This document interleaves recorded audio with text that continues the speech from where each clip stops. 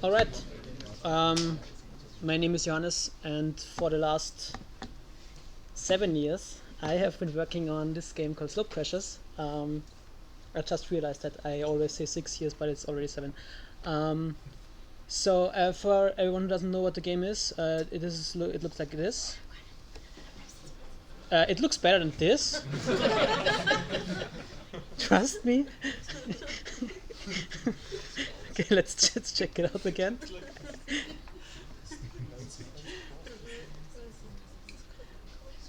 Well, maybe not. Um, oh, here we go. So it's a snow. Well, I should have downloaded the video. That's that. We know that now. Yeah. Okay.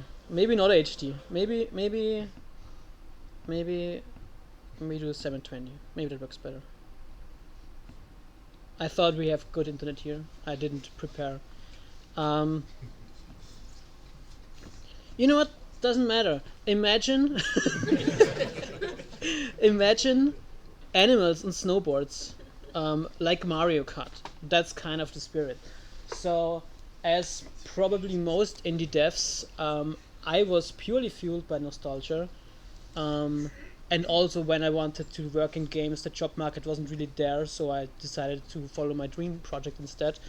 So I was basically a big fan of Snowboard Kids and the SSX games and Mario Kart, of course, as well. And I kind of wanted to have something like that again. And that's why I made this game. But before I did that, I actually started out simpler. With this video loads. So I started in 2015. This was like my first project I wanted to finish, basically. I mean, that's not true. I wanted to finish projects before that, but this was the first one I finished. It was an endless runner, basically like Subway Surfers with snowboards and tricks. And I actually released this back then on Android and iPhone. It's not there anymore. I never updated it, so they put it off the store. But I always had the idea to make like this Snowboard Kids or SSX like game. And so I revisited this idea in 2018 and had a plan to be done with this in like 2 years. And it actually, to be honest, I was done in 2 years with the game, almost done. And I was purely in the time plan, it was all working out. The only problem I had with that then was I did not like the game then. So I thought, let's take a step back and invest a little bit more time to make it actually better. I didn't know at that time that this would take another 4 years, but here we are. So I was like thinking about how to structure this presentation, and I felt like maybe my approach to game design itself could be a good way of structuring it. So basically how I approach making games is, because it's like a huge thing, right? And if you look at the huge thing, it's like, this cannot be done. So I always work on the thing that scares me the most, and to get that out of the way and then move on to the next part that scares me the most. So I actually later learned during a live podcast session that this principle has a name, and it's called Eat the Frog first. And that's how I structured the presentation, with frogs. So the first frog I worked on was physics. Because every snowboarding game, if you ever played something like that, it needs good physics. There is a lot of snowboarding games out there, and I played every single one of them, and there's like 5% of them that I like, and it mostly falls apart on the core physics of the game. Like I don't need the huge open world.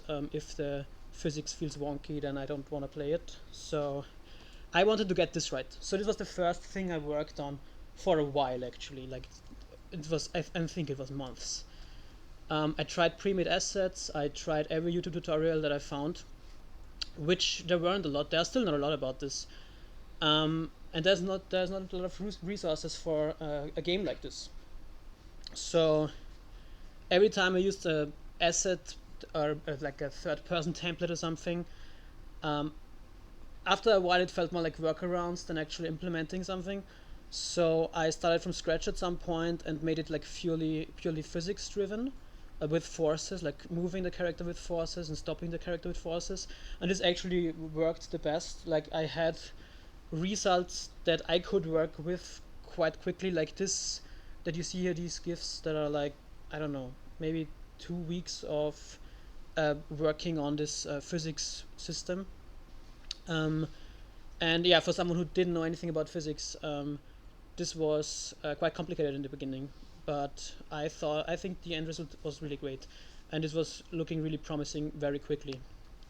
So the second frog was world design, because my inspirations are big AAA games, which is probably not the best thing to use as your inspiration for your indie game, but I did it anyway. Um, I thought in the beginning this would be super simple because snowboarding doesn't need a lot. It needs snow, it needs trees, and some rocks. This quickly fell apart though because that was super boring. And I was looking more towards how Mario Kart handles it, and I thought I have animals already anyway, I can go crazy with this.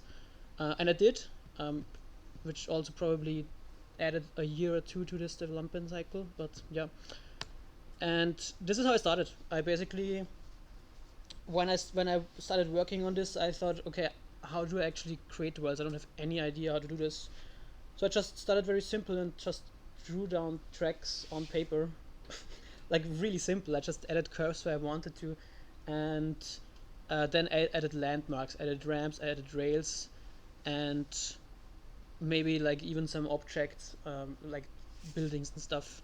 And later on, just copied the thing basically top down to an engine where I drew the streets with like a spline tool and offsetted that into a landscape, and later on just terraformed the mountain to it. So this was very quickly working out to have like, so I can like write down slopes.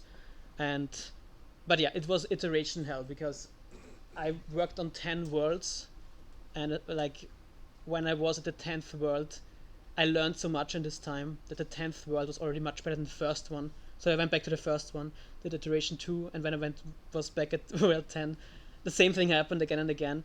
I was never really satisfied, and yeah, it just kept on improving, which I didn't think that this would happen in the beginning. But yeah, so a lot of this was done in Unreal itself. In the first GIF you see here, this was basically just grayboxing, where I just used basic geometry like cutting out cylinders, using that as the slopes, with some shader work, and I just moved over those objects to Blender and just added stuff in there, and down there you see how it looks now basically, where you have like these offices and stuff. But yeah, in the beginning it was very very simple. Then the next frog was marketing. When I made the Endless Runner, when I was done, I released it on iPhone and Android, and no one knew about it except my friends. And so they played, and for some reason, 300 people from China, I don't know how they found it, but they played it. They are all over my high school leaderboards, but otherwise, no one else played it. So I didn't want to repeat that same mistake, so I started really early. I think maybe, yeah, I started in September 2018 is my first post, and I kept continually posting to Twitter, Instagram, sometimes to Reddit. Over time this shifted. It's now more TikToks and Reels. But yeah, I think this was a really good idea because initially I didn't really get a lot of gamers with these posts, but a lot of game developers and like just feedback, which helped a lot actually. And over time, those accounts actually got quite a bit of following, which was really cool. Also, if you do posts, for me it always worked better if I did daily posts. It felt like the algorithm would pick me up more. So that helped me, I think, but I might be wrong about this. So yeah, next one is console porting. I was initially thinking this will be a Switch game because I'm a Nintendo kid, was a Nintendo kid. I'm a Nintendo grown up now. So I thought I want to have this on console as well, and this don't do it. So when I initially put the game on the Switch, like I did this in 2019 already, the game really it ran like with 5 FPS or something, because I didn't know anything about optimization, and this also took a very very long time. Because basically you abandon all the fancy engine features and go back to like to day one of game dev and try to optimize as much as possible and fake as much as possible. So yeah, I learned a lot in regards to optimizations with porting it this early, but in hindsight, I wouldn't do this again. I would try to make a finished PC game first and then maybe do the porting, or maybe even let someone external do the porting. But yeah, I did this already in 2019, like in the second year of development, which was really difficult. But yeah, so the next thing was content.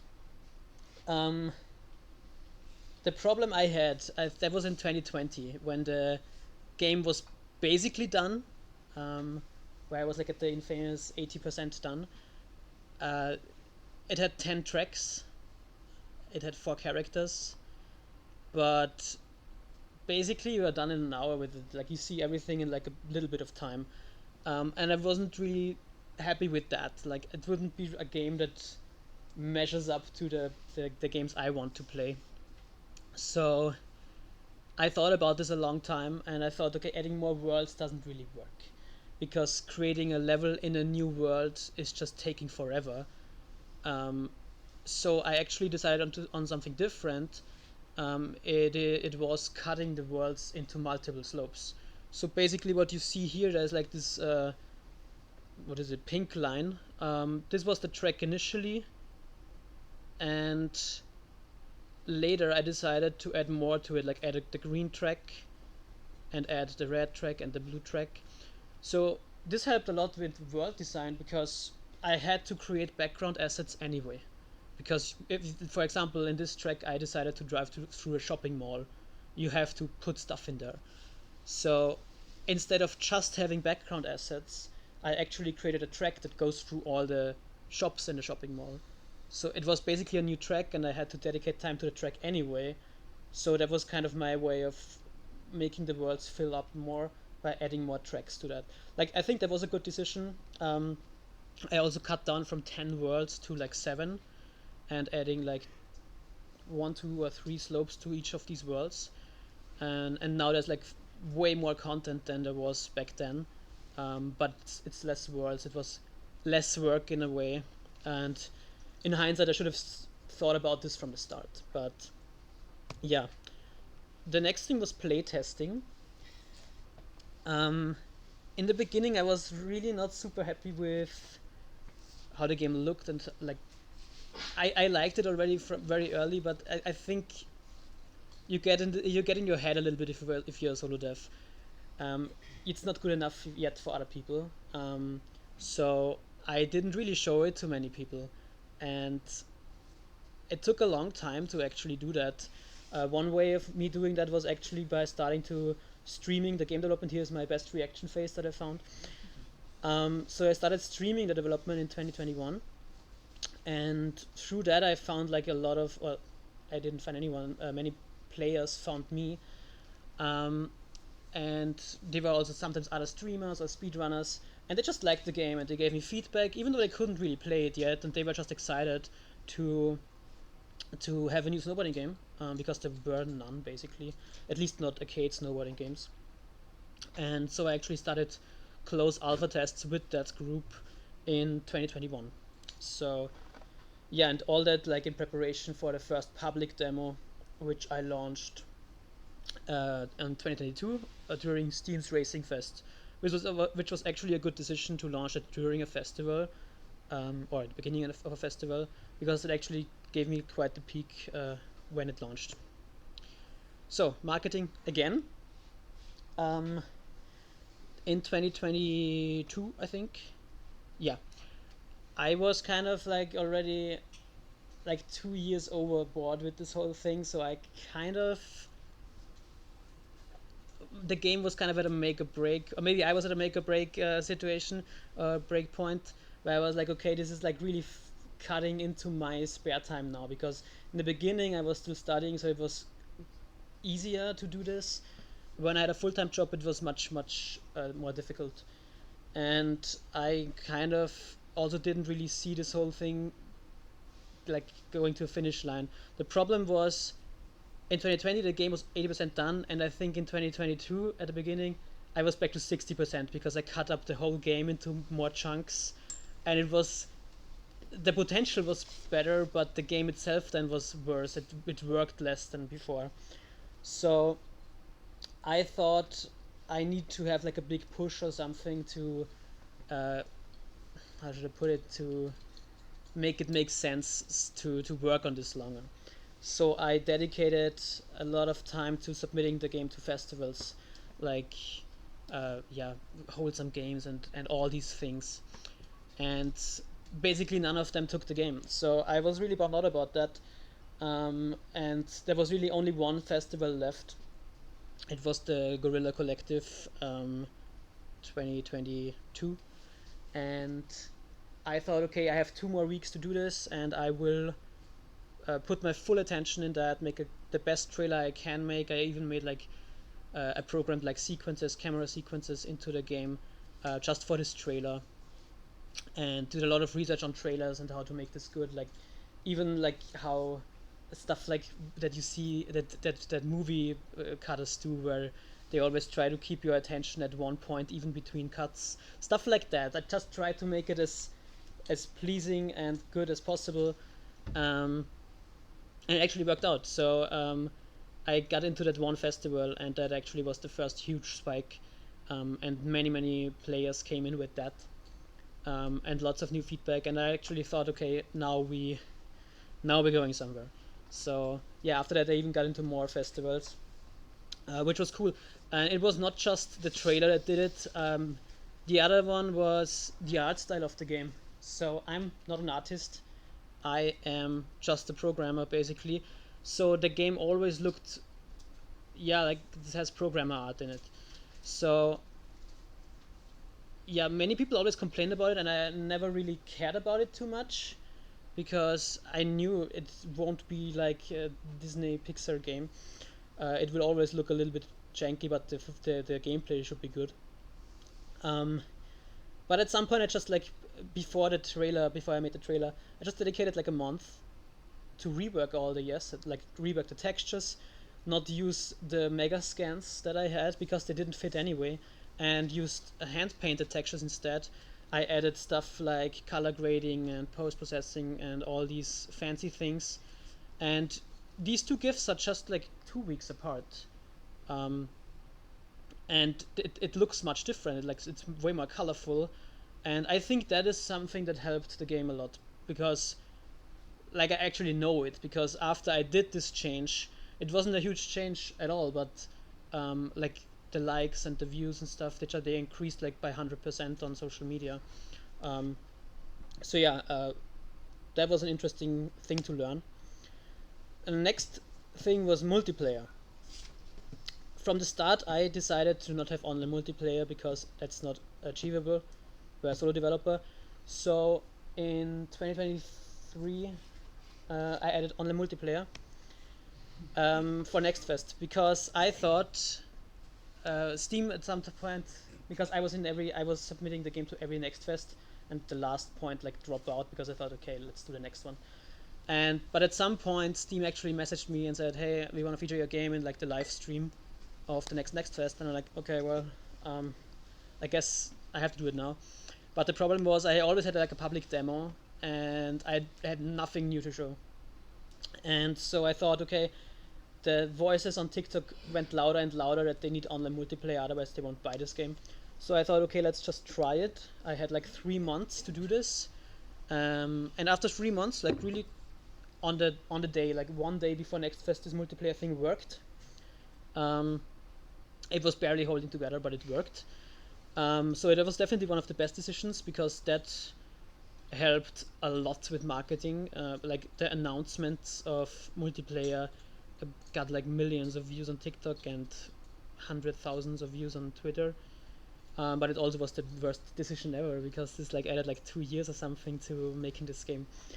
But yeah, so the next thing was finding a publisher. After all this multiplayer stuff, the game was like it was going from 2,000 wishlist to 20,000 in like a month or something. So I thought, okay, then let's try to get this really going and get a publisher on board to help me with launching the game and maybe funding the rest of development, because until then I still was fully working, like I still had a full-time job basically at that time. So I mean I already quit that to go like freelance at that point, I think. But still I thought, okay, I want to fully focus on the game to finish it up. So that's where a publisher would come in very greatly. So I did like a year basically of pitching the game. It was probably the worst year of doing that. It was like right after the pandemic gaming bubble bursted and no one had money anymore. Like I remember one talk I had with a publisher in 2020, like during a lockdown, and they were like, yeah, we love your game, we can give you a lot of money for this. And we were like talking, it was really looking good, and it sounded good. And then before the call was already 30 minutes long, and then they were like, okay, we need a few more bullet points just for the others so we can review it with the team, and then we will make up a follow-up call. And I was like, yeah, okay, fine. And then the first question was, is this a 2D or 3D game? And they were like, what do you mean? You just said you played it and watched the trailer and everything. So that didn't work out back then. But it was kind of the sentiment during the lockdowns. They just like, it felt like they wanted to give you the money. And in 2023, it was like, you want money? Really? We can take 50%, but that's all we do. But yeah, it took a long time. It took me a year to talk to a lot of publishers. And in April of 2024, I finally signed with a Scottish publisher. And that was like, that's a photo like from London where we actually exhibited the game like a week after signing, which was really cool. But yeah, it worked out, but it took a year. I didn't think it would take this long, especially since the game was already kind of done again. And it already had like a bunch of wish lists as well, which is also something I noticed when you talk to publisher, like when I talked to publishers with no wish lists, they were not interested. But when I had wish lists, like immediately I noticed that there is like more interest in it. Yeah, the next step was multiplayer again. So I was contacted in 2023 by like a guy who works for a big streamer, and I immediately thought that was like a spam or something, or trying to scam me. But no, it turned out to be real. And I said, yes, you can take the game and play it in like your tournament, without me looking up what the tournament actually is. This was a huge tournament. Like this was a 200 streamers play against each other in France, with like an audience, like you see it down to the left, of I don't know 10,000 people or something, and online with like 100 to 200,000 viewers. And they got like a month of heads up time to train this game, which I wildly underestimated, because as I said before, my multiplayer was barely holding together, and now you let like speedrunners or gamers that try to win a 50,000 euro prize pool onto this game. Yeah, this was horrible. This was a horrible month. Like immediately on day one, I got like videos of people skipping the whole track because my game is built in a way that you can do multi-lap, which is especially funny in the city because you basically drive down the slope and go into the elevator, go up and drive again. So immediately people found ways to jump over this building to the bottom and be done with the whole lap in like 20 seconds and stuff like that. So this was a month of working and patching the game every day until the very last day. Like I patched a crazy bug like one day before the tournament, because I found out that time is measured differently on different computers. That was interesting. Yeah, definitely not not important for a game where everyone is like really good and the players in the finish line are like 200 milliseconds or like almost the same time. Yeah, this was horrible, but it worked out. Like I even prepared like a statement already before the event. So hey guys, I'm so sorry. I thought this would be fun. It would be cool. I underestimated this and blah blah. Blah. Yeah, I have a whole written statement, an apology letter. Luckily, I didn't need it, but yeah. But yeah, definitely one of the most exciting things that happened. So next one was console porting again. So basically, there was this like Xbox event where I got in, where I could show off the demo of the game on Xbox throughout like winter of 2023. So I did the port for that. And last year I was with Nintendo at Gamescom, so I needed a Switch port. And I didn't touch the Switch port for like 3 years or something. And I thought last time it ran, before I added all these fancy new tech, so it didn't really work that well. There was even a bug in the engine that I didn't know how to fix, and the only way I fixed it was by going to Unreal Fest in Prague and talking to the head engineer of Epic Rendering, and he said, "Oh yeah, and he knows that bug. That's that and that." I'm like, "Okay." So, but the most annoying part of optimizing the game was, until then, I did not code a line, like did not write a line of code. This was all done in visual scripting, because I just think it's better, but it doesn't matter. But it's slower, turns out, much slower, so that I had to recode the whole thing in C++ in like 2 months. So that was fun. But yeah, don't work on last-gen consoles, especially not for your first game. And then there was the launch directly after that. So until then, my work approach was always like, work on the biggest thing that I fear the most, and also kind of the thing that I find the most interesting right now. So at the end, there's like 1,000 tasks that are not interesting. So that was also not fun, especially when you make a game that has 22 tracks. Every track needs collectibles, like scattered around the map in good hiding locations. You have 9 characters that you can level up to 10 levels, and every level needs an unlock. Then you have like an overall gamer level, because you collect XP all the time, and you have 100 levels, and every one of these levels needs an unlock. So basically, I created all these systems and never really considered making the things to fill up the systems.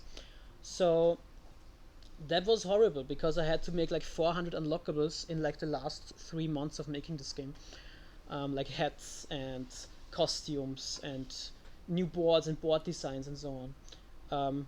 So I should have definitely done this like a little bit sooner. And also, something I really didn't consider, every track has like a time attack, a slalom event, like many different game modes. And there's some game modes that have like just AI opponents, but some, like time attack, it's just like in Trackmania. I record the ghost as the developer, and you play against the ghost. One thing I didn't consider is I have, again, 22 tracks. It needs 3 medals, like 3 recordings, in like 5 different game modes, so 3 times 5. And then I have 3 different speed classes, like in Mario Kart. So I need this whole thing times 3, so I had to record 800 ghosts. And I like my game. But oh my god. Because record a bronze medal, you have to play the game badly. This was no fun at all. And it took me like, I don't know, 2 to 3 weeks to record all this. And I didn't do anything else in this time. So that was an oopsie. So yeah, and now, like, this was the launch. The game launched in December on Steam already. You can buy it. And now I'm working on the console ports again, and then on the console launch. I don't really have a lot. I can say a few things, like Epic Games stopped supporting Unreal 4, my engine, in December last year. So now I had to upgrade 6 engine versions to Unreal 5.5. This was fun. Don't do that, but I had to. So yeah, I don't have a lot to say with this. I just have a mood frog picture. Anyway, thanks. I hope this was not too long this time. I think it's fine. Thanks for watching. If you have questions, please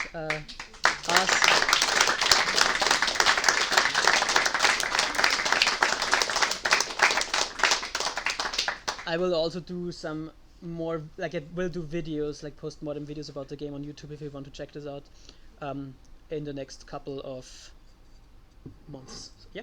I have a philosophical question. Yes. Is it really eat the frog first method if every task is a frog? Well, if you eat the yeah, okay, that's a good question. But you're still eating the frog first, right? Yeah, I mean, it's still, when you get the biggest frog out of the way, then you see the next frog. It's not that big, but it's still a frog. So the next one becomes the frog. It becomes a frog, Okay. actually. Yeah, that's kind of the thing. Like there's always one thing that scares me, and I do that, and like, okay, nice, that was doable, and then like, wait, there's a new thing that scares me. So, but it's a good question. Yes. Why are there no frogs in the game? That's a good question as well. That's actually my number one or like number two requested animal online. Yeah, it's a frog. Fair? Yeah. Do you have any rule of thumb how you scale your content in planning? So Can you elaborate? Like, what do you mean scale? if you're like doing a design for a track or something, how do you know? Okay, this will take me 2 weeks or a month or longer.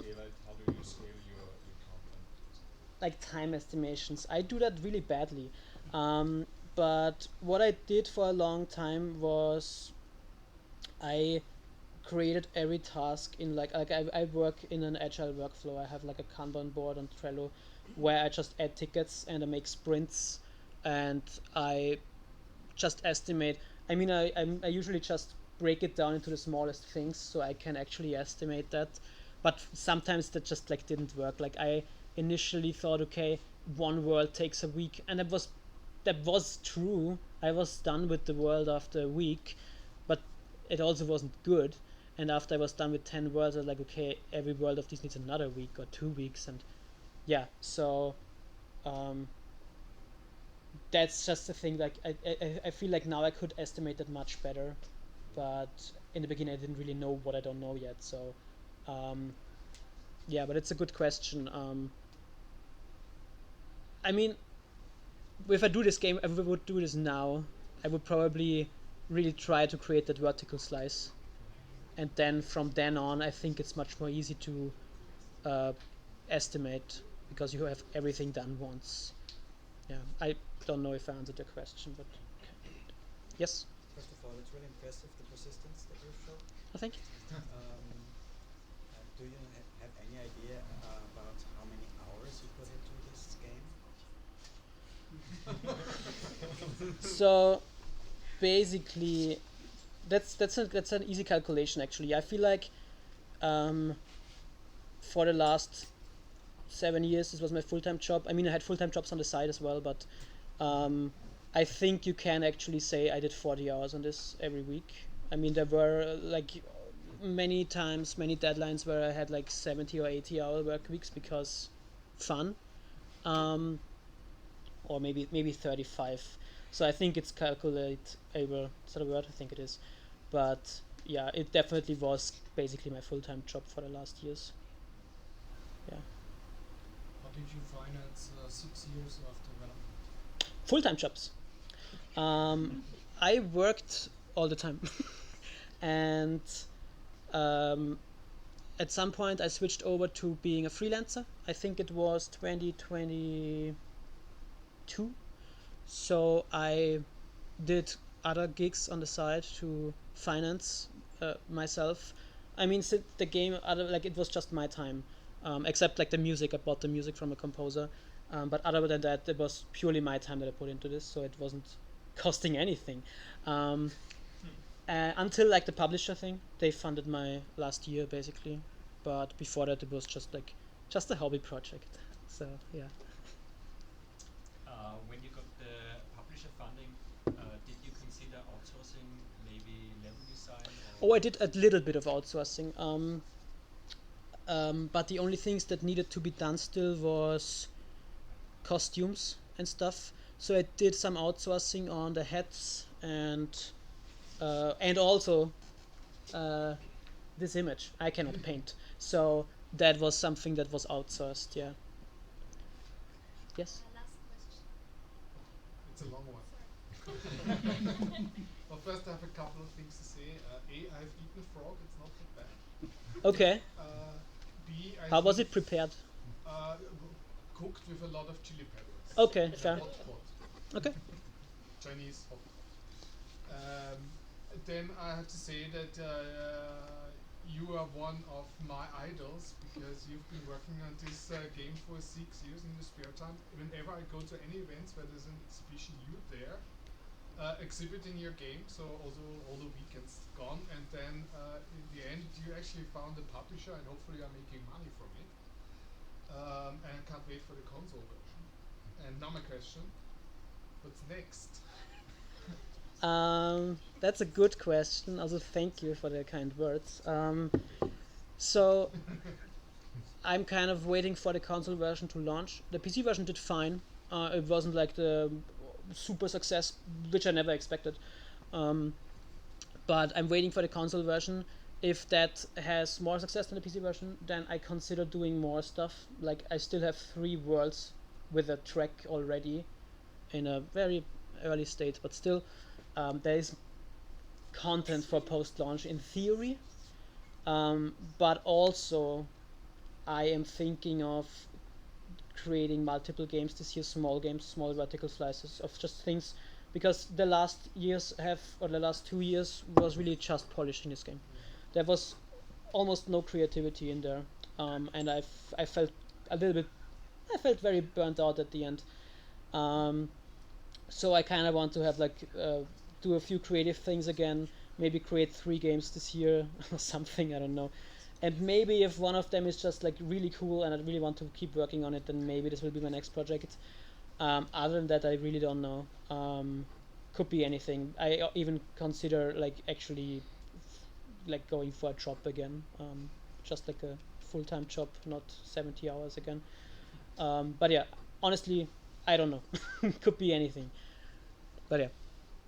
Okay, then thanks so much. There's another frog here, and see you later.